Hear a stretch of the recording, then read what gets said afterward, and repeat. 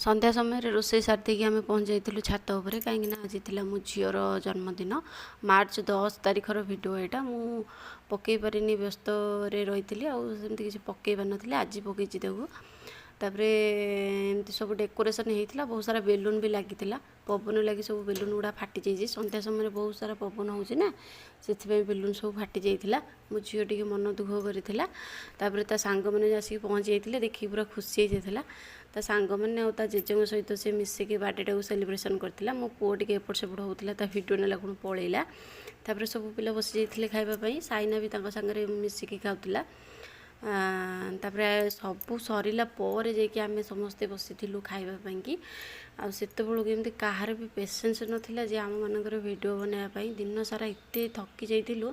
बनईनु आज भिडियोटे केमती लगे मत निश्चित जनइबे कमेंट मध्यम